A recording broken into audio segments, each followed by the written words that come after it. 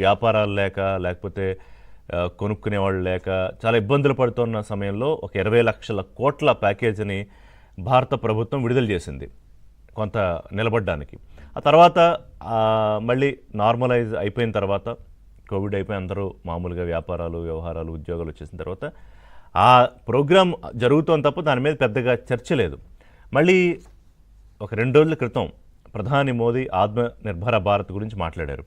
ఎందుకు మాట్లాడారంటే ఆవేళ నేషన్ని అడ్రస్ చేస్తూ ఈ జిఎస్టీ సంస్కరణలకు సంబంధించి ఒక విప్లవాత్మక సంస్కరణలు తీసుకొచ్చాము, ఇప్పటికే ట్యాక్స్ తోటి కొంత వెసులుబాటు కల్పించాము, ఇప్పుడు జిఎస్టీ సంస్కరణలు అంటే మొత్తం 4 స్లాబులు 2 స్లాబులు చేసేసిన తర్వాత దాదాపు 2.5 లక్షల కోట్ల వరకు మిగిలే అవకాశం ఉంటుంది అని. సో దాని టెక్నికాలిటీస్లోకి డీటెయిల్స్లోకి నేను వెళ్ళట్లేదు. కానీ ఆత్మనిర్భర భారత్ అనేది అందరూ అవలంబించాలి. అంటే ఉత్పత్తులు తయారు చేసేవాళ్ళు వ్యాపారులు ఇంకా ఎక్కువ దృష్టి పెట్టాలి భారతీయ ఉత్పత్తుల మీద. అలాగే అమ్మేవాళ్ళు కూడా భారతీయ ఉత్పత్తుల్ని అమ్మాలి. కొనుగోలుదారులు అంటే వినియోగదారులు కూడా వాటినే కొనాలి అని. ఆత్మనిర్భర భారత్ అంటే అర్థం అదే. అంటే ఈ స్వదేశీ నినాదం, లేదా దీన్ని ఇంకొకలాగా పిలుచుకోవాలంటే స్వదేశీ ఉద్యమం. అంటే ఇప్పుడు ఉన్నవాళ్ళు ఎవరు స్వదేశీ వస్తువులు కొనట్లేదా తినట్లేదా అంటే నో, నా మీనింగ్ అది కాదు. స్వదేశంలో తయారు చేసే వినియోగం అవుతున్నాయి, ఇక్కడ అయ్యేవి కొన్ని, బయటికి వెళ్ళేవి కొన్ని. నేను చెప్తాను ఎన్ని మన దగ్గర తయారవుతున్నాయి, ఏ సెక్టార్స్ ఎక్కువ మనం వాడుతున్నాము, ఏవి ఎక్కువ బయట నుంచి తెచ్చుకుంటున్నాము. అసలు ఈ చర్చ అంతా ఎందుకు వచ్చిందంటే ఇప్పుడు సీరియస్గా H1B వీసాలకు సంబంధించి గత 4 రోజులుగా ఇప్పటికీ కూడా కొంత కన్ఫ్యూజన్. ఏది అక్కడ డిపార్ట్మెంట్ ఆఫ్ ఈ వీళ్ళు ఇచ్చినా కూడా ఇమిగ్రేషన్ డిపార్ట్మెంట్ కొంత క్లారిటీ ఇచ్చినా కూడా ఇంకా H1B వీసాకు సంబంధించి ఫీజులు ఎవరు కట్టాలి, ఎవరు ఉండాలి, ఎవరు ఉండకూడదు అనేది. సో H1B వీసా కొత్తగా అప్లికేషన్ ఎవరైతే చేసుకుంటున్నారో వాళ్ళు $1,00,000 కట్టాలి. ఇంతకుముందు $1,500 ఎంతో ఉండేది అంతా కలిపి. ఇది కట్టాల్సింది మనం కాదు, అంటే ఎవరైతే ఉద్యోగస్తుడు వెళ్తున్నాడో వాళ్ళు కాదు, ఆ ఉద్యోగస్తుడిని తీసుకెళ్తున్న కంపెనీ కట్టాలి. సో ఇప్పటికే $60,000 మినిమమ్ వేజ్ శాలరీ ఉన్న వాళ్ళకే H1B ఉండాలి అనేది ఒక నిబంధన. దాన్ని మళ్ళీ $120,000 పెంచాలని కొత్త నిబంధన తీసుకొచ్చే ఆలోచనలో ఉంది అమెరికా ప్రభుత్వం. అంటే ఏంటి, అన్నీ కలిపి అదొక $120,000, $1,00,000, మిగతా అన్ని ఖర్చులు కలిపి సుమారు $2,30,000 ఇవ్వగలిగితేనే ఒక ఉద్యోగం తీసుకొస్తుంది అమెరికా. అంత పెట్టి తీసుకురావాలంటే ఇంక వాళ్ళు అమెరికాలో దొరకని అత్యున్నత క్రీమ్ అయి ఉండాలి. అది ఐటీ కానివ్వండి, లేకపోతే సైన్స్ కానివ్వండి, ఇంకో రంగం కానివ్వండి. సో ఇప్పుడు ఏంటంటే అప్పుడు ప్రధానమంత్రి ఏమన్నారంటే అసలు వేరే వాళ్ళ మీద ఆధారపడద్దని ఎప్పటి నుంచో నేను చెప్తున్నాను, మన మీద మనమే నమ్మకం పెట్టుకోవాలి, భరోసా పెట్టుకోవాలి, మన మీద మనమే ఆధారపడాలి, ఆ దిశగా ఆలోచనలు చెయ్యాలి, ఆ రకంగా ఇన్నోవేషన్స్ ఉండాలి, వినూత్నంగా ఆలోచించాలి అని. Very good call. అంటే అది దేశం మొత్తాన్ని ఒక్కసారిగా ఆలోచింపజేస్తుంది. ఎందుకంటే సగటు మధ్యతరగతి కుటుంబాలకు అమెరికా డ్రీమ్స్, డాలర్ డ్రీమ్స్ అని ఒక సినిమా కూడా వచ్చింది. డాలర్ డ్రీమ్ అంటే ఏంటంటే అసలు ఎందుకంటే $1 మన కరెన్సీతో ఇవాళ రేటు చూసుకుంటే ₹88 పైగానే, అంటే మారకపు విలువ. సరే అక్కడ ఖర్చులు కూడా అలాగే ఉంటాయి, బట్ ఎంత పొదుపుగానో చేసుకుంటే కనుక మిగిల్చుకుంటే అది భారతదేశానికి పంపించుకున్నా, ఇప్పటికీ ఏంటంటే భారతదేశానికి NRIలు పంపించే డబ్బు, దాని ద్వారా జరిగే కార్యకలాపాలు చాలా ఎక్కువ సమయం తీసుకోదలుచుకోలేదు ఆ లెక్కల్లోకి. కానీ ఇవాళ ఆత్మనిర్భర భారత్ అనేది భారతీయుల మైండ్ సెట్లో ఎంతవరకు నిక్షిప్తమై ఉంది లేదా నిక్షిప్తం చేసే అవకాశం ఉంది.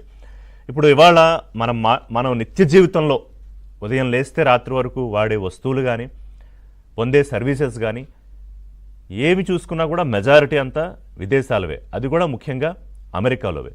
చిన్న ఎగ్జాంపుల్స్, వాళ్ళు పొద్దున్న లేస్తే మనం ఇంటర్నెట్ వాడితే బ్రౌజింగ్ చేస్తాం. గూగుల్ అందరికీ ఎవరికైనా తెలుసు. గూగుల్ అంటే తెలియని వాళ్ళు, ఇళ్లలో చదువు లేని వాళ్ళు పెద్దవాళ్ళు ఉన్నా కూడా గూగుల్ అంటే అదేంటో తెలియకపోవచ్చు, కానీ ఆ మాట అయితే వినుంటారు. అది ఎవరిది? Google, Microsoft. లేకపోతే ఇవాళ ఈకామర్స్లో అందరూ ఖచ్చితంగా వెళ్ళి చూసే అమెజాన్. సరే ఫ్లిప్కార్ట్ అంటే భారతీయులు ప్రారంభించిందే. Amazon most popular.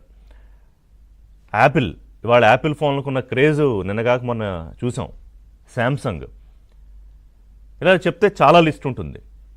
కార్స్ కానివ్వండి, మొబైల్స్ కానివ్వండి, సాఫ్ట్వేర్ కంపెనీస్ కానివ్వండి, ఇవన్నీ మరి ఆత్మనిర్భర భారత్ మనం సీరియస్గా తీసుకుని ఉంటే ఇవాళ ఇండియా మార్కెట్ అమెరికా అయినా ఇంకో దేశం అయినా ఇంకో దేశం అయినా బిగ్గెస్ట్ మార్కెట్. ఇవాళ 140 కోట్ల మంది దాటేసాం. 144, 145 కోట్ల మంది భారతీయుల్లో సుమారు 100 కోట్లకు పైగా ఇంటర్నెట్ వాడేవాళ్ళు, ఫోన్లు వాడేవాళ్ళు ఉన్నారు. సో ఎంత పెద్ద మార్కెట్. అలాగే మనం ఉత్పత్తులు చేసేవి ఏంటంటే, మనం ఏం చేయట్లేదా అంటే మనం కూడా చేస్తాం. ఎక్కువగా మనం ఉత్పత్తులు చేసే వాటిలో ఏంటంటే వ్యవసాయ ఆధారిత లేకపోతే వ్యవసాయ అనుబంధమైన బియ్యం కానివ్వండి, లేకపోతే డైరీ ప్రోడక్ట్స్ కానివ్వండి, లేకపోతే ఛాయ్ దానికి సంబంధించిన తేయాకు పౌడర్ కానివ్వండి, ఇలాంటివి మనం చేస్తున్నాం. ఆక్వాకి సంబంధించి కూడా మన దాని మీద కూడా ఎంత పెద్ద దెబ్బ పడింది మన టారిఫ్ల విషయంలో.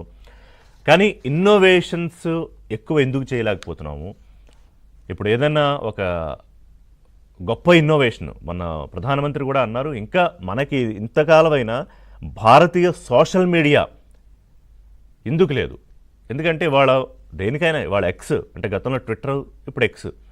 ఇందాక నేను చెప్పినట్టుగా గూగుల్ లేకపోతే యూట్యూబ్ వాళ్ళది, లేకపోతే వాట్సాప్, ఫేస్బుక్, ఇవే కదా మనం అందరూ యువత అంతా ఉండేది. టిక్టాక్ ఇప్పుడంటే లేదు, బ్యాన్ అయింది. మనం ఏదో చింగారి అని ఒకటి తీసుకొచ్చాం, ఎంతమందికి తెలుసో నాకు తెలియదు. అది టిక్టాక్కి ఆల్టర్నేటివ్గా. ఇప్పుడు మళ్ళీ చైనా నుంచి అమెరికా టిక్టాక్ని తీసేసుకుంది. టిక్టాక్ ఎంత పాపులరు, దాదాపు అందరూ యూత్ అందరికీ తెలుసు. సో భారతీయ సోషల్ మీడియా ఎందుకు లేదు అంటే మనం ఇన్నోవేషన్స్ చేయలేకపోతున్నామా, లేకపోతే ఇక్కడ సామర్థ్యం ఉన్నవాళ్ళు లేకపోతే ఆ బ్రెయిన్స్ ఉన్నవాళ్ళు అందరూ కూడా భారత్లో కాకుండా అమెరికానో ఇంకో దేశం వెళ్ళిపోవాలనుకుంటున్నారు. ఇంకో దేశం వెళ్ళడానికి కూడా ఏంటంటే సరే అమెరికా కాదు, నెక్స్ట్ ఏంటంటే కెనడా, వీసాలు తగ్గిపోయాయి, నిబంధనలు పెంచేశారు. ఆస్ట్రేలియా, ఇంగ్లాండు మనం చూసాం రోడ్ల మీద యాంటీ ఇమిగ్రెంట్స్కి సంబంధించి ఎంత పెద్ద ఎత్తున నిరసనలు తెలియజేస్తున్నారు. ఆస్ట్రేలియాలో అయితే ముఖ్యంగా యాంటీ ఇండియా అంటే 70% పైగా అక్కడ ఉన్న వాళ్ళలో ఇండియన్సే ఉన్నారు, వాళ్ళు మా కల్చర్ని డిస్టర్బ్ చేసేస్తున్నారు అని. మొన్న ఫ్రాన్స్లో కూడా ఒక రథం ఏదో ఊరేగింపు విషయంలో కంప్లైంట్ అక్కడ జరిగింది. అంటే భారతీయులు స్కాటర్ అవుతున్నారు ఇటు అమెరికాకి, బ్రిటన్కి, కొంతమంది రష్యాకి, జర్మనీకి చాలా తక్కువ, బ్రిటన్కి ఎక్కువ వెళ్తారు, అమెరికా, కెనడా. ఇప్పుడు చైనా ఏంటంటే కే వీసా అని పెడుతోంది, కానీ చైనా ఎంతమంది వెళ్తారు? అసలు చాలా వేరియేషన్ ఉంటుంది మా ఇక్కడ ఇండియన్స్ లైఫ్ స్టైల్కి. అమెరికాతో కోపప్ అయిపోయారు చాలా మటుకు, చైనాతో అలా సాధ్యం కాదు. సో ఇక్కడ హోలిస్టిక్గా పాయింట్ ఏంటంటే మన వైపు భారతదేశం గొప్ప గొప్ప ఇన్నోవేషన్స్ చేసి విదేశీయులు భారతదేశం వచ్చే అవకాశం, వాళ్ళు మన వీసాల కోసం ఇండియాలో ఏదో వీసా తీసుకుని ఇండియా వెళ్ళాలి అనే రోజులు వస్తాయా? ఆ దిశగా ప్రధానమంత్రి ఆలోచించమంటున్నారు. సో అది ఎంతవరకు అవకాశం ఉంటుంది? ఆ మైండ్ సెట్స్ నిజంగానే ఇప్పుడు ఇవాళ ఇది ఓవర్నైట్ అయిపోదు. ఈవెన్ అమెరికా కూడా ఇమిగ్రెంట్ కంట్రీయే కదా, అన్ని దేశాల నుంచి వచ్చిన వాళ్ళే అమెరికాలో ఉన్నారు. ట్రంప్ ఇవాళ H1B వీసా మీద వచ్చిన అతనే, ఇవాళ H1B వీసా మీద వ్యతిరేకంగా మాట్లాడుతున్న ఎలాన్ మస్క్ H1B వీసా మీద వచ్చిన అతనే. ఇవాళ వాళ్ళు అక్కడ పెద్ద పెద్ద సామ్రాజ్యాలు నిర్మించి ఈవెన్ ఆయన అమెరికా ప్రెసిడెంట్ అయ్యి ఇవాళ H1B వీసాలు, వలసవాద విధానం దాని మీద వ్యతిరేకం అంటే దట్స్ ఓకే, అది వాళ్ళ విధానం. కానీ మన